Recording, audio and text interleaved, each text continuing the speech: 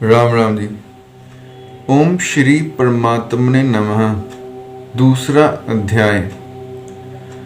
संजय बोले कि पूर्वोक्त प्रकार से करुणा करके व्याप्त और आंसुओं से पूर्ण तथा व्याकुल नेत्रों वाले शोक युक्त उस अर्जुन के प्रति भगवान मधुसूदन ने यह वचन कहा।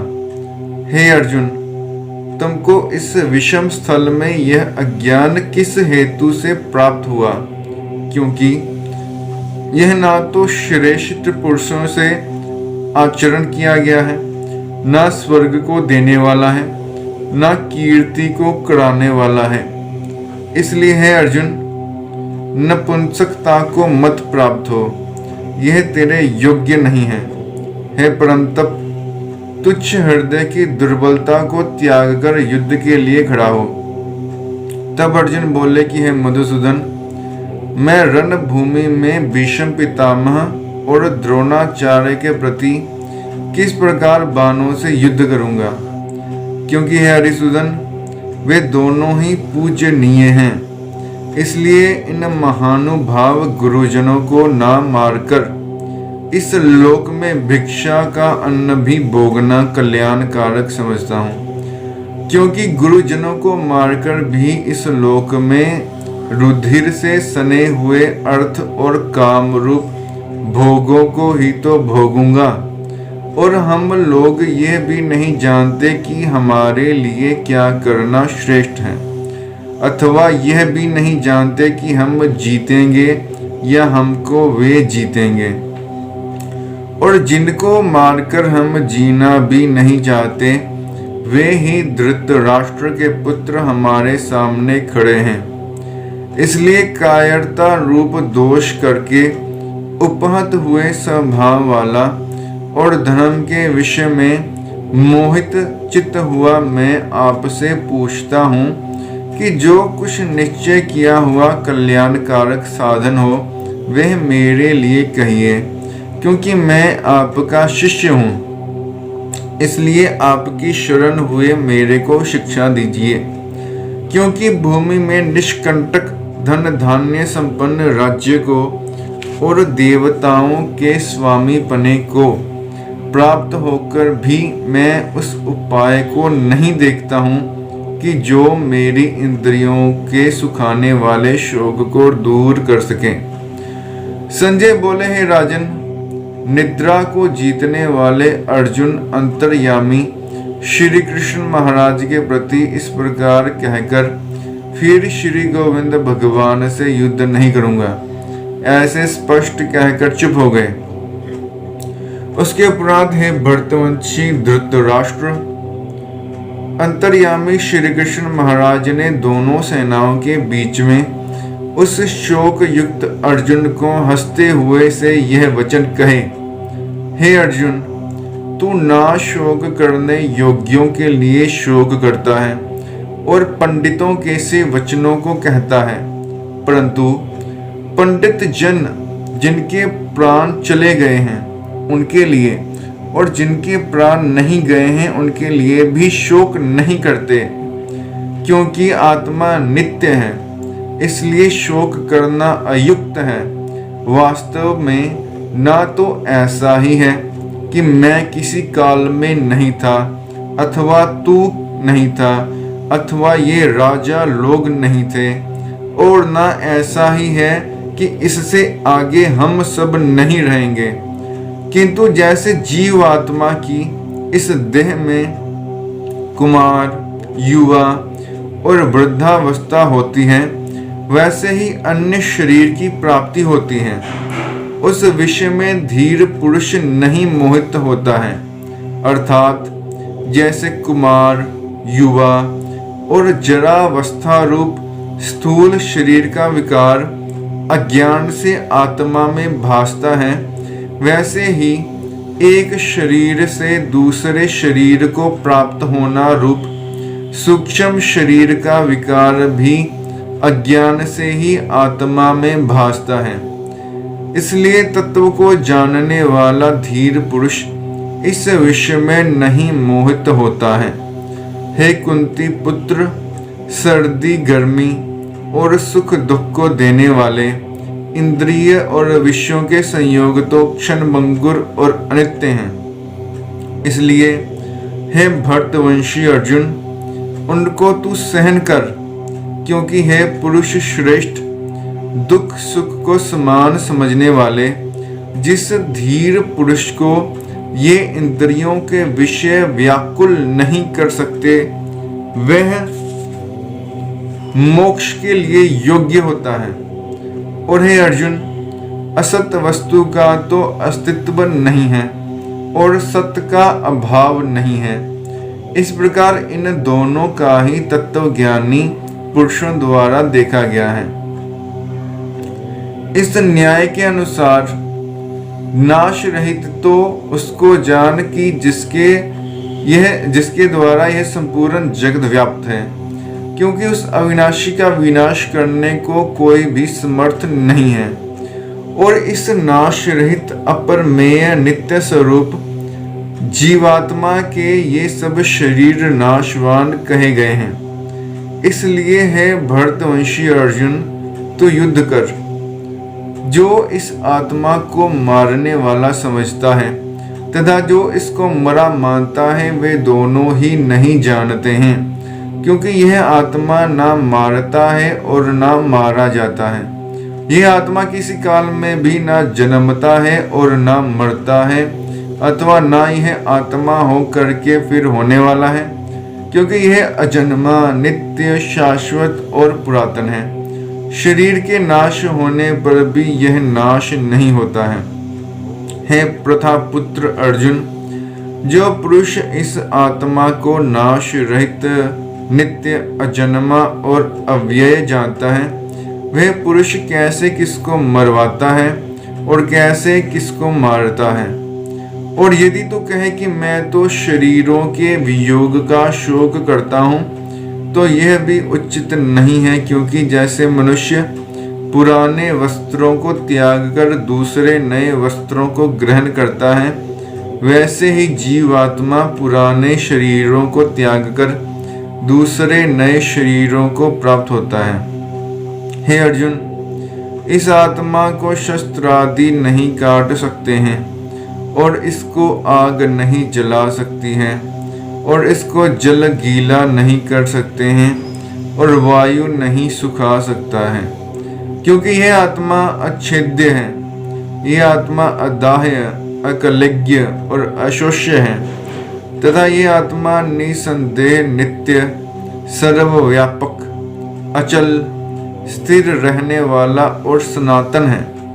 यह आत्मा अव्यक्त अर्थात इंद्रियों का अविषय और यह आत्मा अचिंत्य अर्थात मन का अविषय और यह आत्मा विकार रहित अर्थात ना बदलने वाला कहा गया है। इससे हे अर्जुन, इस आत्मा को ऐसा जानकर तू शोक करने को योग्य नहीं है, अर्थात तुझे शोक करना उचित नहीं है। यदि तू इसको सदा जन्मने और सदा मरने वाला भी माने तो भी हे अर्जुन, इस प्रकार शोक करने को योग्य नहीं है, क्योंकि ऐसा होने से तो जन्मने वाले की निश्चित मृत्यु और मरने वाले का निश्चित जन्म होना सिद्ध हुआ। इससे भी तो इस बिना उपाय वाले विषय में शोक करने को योग्य नहीं है। यह भीष्मादिकों के शरीर मायामय होने से अनित्य हैं। इससे शरीरों के लिए भी शोक करना उचित नहीं है, क्योंकि हे अर्जुन, संपूर्ण प्राणी जन्म से पहले बिना शरीर वाले और मरने के बाद भी बिना शरीर वाले ही हैं। केवल बीच में ही शरीर वाले प्रतीत होते हैं, फिर उस विषय में क्या चिंता है। हे अर्जुन, यह आत्म तत्व बड़ा गहन है, इसलिए कोई महापुरुष ही इस आत्मा को आश्चर्य की ज्यों देखता है और वैसे ही दूसरा कोई महापुरुष ही आश्चर्य की ज्यों इसके तत्वों को कहता है और दूसरा कोई ही इस आत्मा को आश्चर्य की ज्यों सुनता है और कोई कोई सुनकर भी इस आत्मा को नहीं जानता। हे अर्जुन, यह आत्मा सबके शरीर में सदा ही अवध्य है, इसलिए संपूर्ण भूत प्राणियों के लिए तू शोक करने को योग्य नहीं है, और अपने धर्म को देखकर भी तू भय करने को योग्य नहीं है, क्योंकि धर्म युक्त युद्ध से बढ़कर दूसरा कोई कल्याणकारक कर्तव्य क्षत्रिय के लिए नहीं है। हे पार्थ, अपने आप प्राप्त हुए और खुले हुए स्वर्ग के द्वार रूप इस प्रकार के युद्ध को भाग्यवान क्षत्रिय लोग ही पाते हैं, और यदि तू इस धर्म युक्त संग्राम को नहीं करेगा तो सब धर्म को और कीर्ति को खोकर पाप को प्राप्त होगा, और सब लोग तेरी बहुत काल तक रहने वाली अपकीर्ति को भी कथन करेंगे, और वह अपकीर्ति माननीय पुरुष के लिए मरण से भी अधिक बुरी होती है। और जिनके तू बहुत माननीय होकर भी अब तुच्छता को प्राप्त होगा, वे महारथी लोग तुझे भय के कारण युद्ध से उपराम हुआ मानेंगे, और तेरे वैरी लोग तेरे सामर्थ्य की निंदा करते हुए बहुत से ना कहने योग्य वचनों को कहेंगे। फिर उससे अधिक दुख क्या होगा?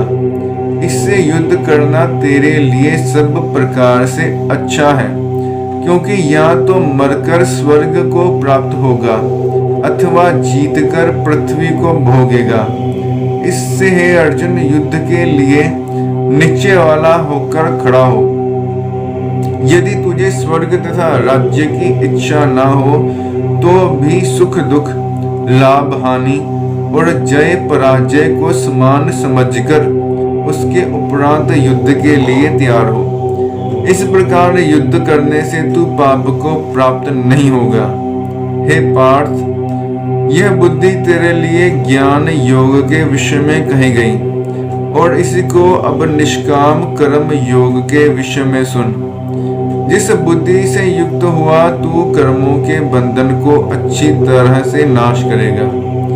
इस निष्काम कर्म योग में आरंभ का अर्थात बीज का नाश नहीं है, और उल्टा फल रूप दोष भी नहीं होता है। इसलिए इस निष्काम कर्म योग रूप धर्म का थोड़ा भी साधन जन्म मृत्यु रूप महान भय से उद्धार कर देता है। हे अर्जुन, इस कल्याण मार्ग में निश्चयात्मक बुद्धि एक ही है, और अज्ञानी सकामी पुरुषों की बुद्धियां बहुत भेदों वाली अनंत होती हैं। हे अर्जुन, जो सकामी पुरुष केवल फलश्रुति में प्रीति रखने वाले, स्वर्ग को ही परम श्रेष्ठ मानने वाले, इससे बढ़कर और कुछ भी नहीं है ऐसे कहने वाले हैं, वे अविवेकी जन जन्म रूप कर्म फल को देने वाली और भोग तथा ऐश्वर्य की प्राप्ति के लिए बहुत सी क्रियाओं के विस्तार वाली इस प्रकार की जिस दिखाऊ शोभायुक्त वाणी को कहते हैं, उस वाणी द्वारा हरे हुए चित्त वाले तथा भोग और ऐश्वर्य में आसक्ति वाले उन पुरुषों के अंतःकरण में निश्चयात्मक बुद्धि नहीं होती है। हे अर्जुन, सब वेद तीनों गुणों के कार्य रूप संसार को विषय करने वाले अर्थात प्रकाश करने वाले हैं। इसलिए तू असंसारी अर्थात निष्कामी और सुख दुखादि द्वंद्वों से रहित नित्य वस्तु में स्थित तथा योग क्षेम को ना चाहने वाला और आत्मपरायण हो, क्योंकि मनुष्य का सब ओर से परिपूर्ण जलाशय के प्राप्त होने पर छोटे जलाशय में जितना प्रयोजन रहता है, अच्छी प्रकार ब्रह्म को जानने वाले ब्राह्मण का भी सब वेदों में उतना ही प्रयोजन रहता है। अर्थात जैसे बड़े जलाशय के प्राप्त हो जाने पर जल के लिए छोटे जलाशयों की आवश्यकता नहीं रहती, वैसे ही ब्रह्मानंद की प्राप्ति होने पर आनंद के लिए वेदों की आवश्यकता नहीं रहती। इससे तेरा कर्म करने मात्र में ही अधिकार होवे, फल में कभी नहीं। और तू कर्मों के फल की वासना वाला भी मत हो, तथा तेरी कर्म ना करने में भी प्रीति ना होवे। हे धनंजय, आसक्ति को त्याग कर तथा सिद्धि और असिद्धि में समान बुद्धि वाला होकर योग में स्थित हुआ कर्मों को कर, यह समत्व भाव ही योग नाम से कहा जाता है। इस समत्व रूप बुद्धि योग से सकाम कर्म अत्यंत तुच्छ हैं। इसलिए है धनंजय, समत्व बुद्धि योग का आश्रय ग्रहण कर, क्योंकि फल की वासना वाले अत्यंत दीन हैं। समत्व बुद्धि युक्त पुरुष पुण्य पाप दोनों को इस लोक में ही त्याग देता है, अर्थात उनसे लिपायमान नहीं होता। इससे समत्व बुद्धि योग के लिए ही चेष्टा कर। यह समत्व बुद्धि रूप योग ही कर्मों में चतुरता है, अर्थात कर्म बंधन से छूटने का उपाय है। क्योंकि बुद्धि योग युक्त ज्ञानी जन कर्मों से उत्पन्न होने वाले फल को त्याग कर जन्म रूप बंधन से छूटे हुए निर्दोष अर्थात अमृतमय परम पद को प्राप्त होते हैं। हे अर्जुन, जिस काल में तेरी बुद्धि मोह रूप दलदल को बिल्कुल तर जाएगी, तब तू सुनने योग्य और सुने हुए के वैराग्य को प्राप्त होगा। जब तेरी अनेक प्रकार के सिद्धांतों को सुनने से विचलित हुई बुद्धि परमात्मा के स्वरूप में अचल और स्थिर ठहर जाएगी, तब तू समत्व रूप योग को प्राप्त होगा। इस प्रकार भगवान के वचनों को सुनकर अर्जुन ने पूछा, है केशव, समाधि में स्थित हुए स्थिर बुद्धि वाले पुरुष का क्या लक्षण है, और स्थिर बुद्धि वाला पुरुष कैसे बोलता है, कैसे बैठता है, कैसे चलता है? उसके उपरांत श्री कृष्ण महाराज बोले, हे अर्जुन, जिस काल में यह पुरुष मन में स्थित संपूर्ण कामनाओं को त्याग देता है, उस काल में आत्मा से ही आत्मा में संतुष्ट हुआ स्थिर बुद्धि वाला कहा जाता है, तथा दुखों की प्राप्ति में उद्वेग रहित है मन जिसका, और सुखों की प्राप्ति में दूर हो गई है स्पृहा जिसकी, तथा नष्ट हो गए हैं राग, भय और क्रोध जिसके, ऐसा मुनि स्थिर बुद्धि कहा जाता है। जो पुरुष सर्वत्र स्नेह रहित हुआ उन शुभ तथा अशुभ वस्तुओं को प्राप्त होकर ना प्रसन्न होता है और ना द्वेष करता है, उसकी बुद्धि स्थिर है। और कछुआ अपने अंगों को जैसे समेट लेता है, वैसे ही यह पुरुष जब सब ओर से अपनी इंद्रियों को इंद्रियों के विषयों से समेट लेता है, तब उसकी बुद्धि स्थिर होती है। यद्यपि इंद्रियों के द्वारा विषयों को ना ग्रहण करने वाले पुरुष के भी केवल विषय तो निवृत्त हो जाते हैं, परंतु राग नहीं निवृत्त होता है। और इस पुरुष का तो राग भी परमात्मा को साक्षात करके निवृत्त हो जाता है।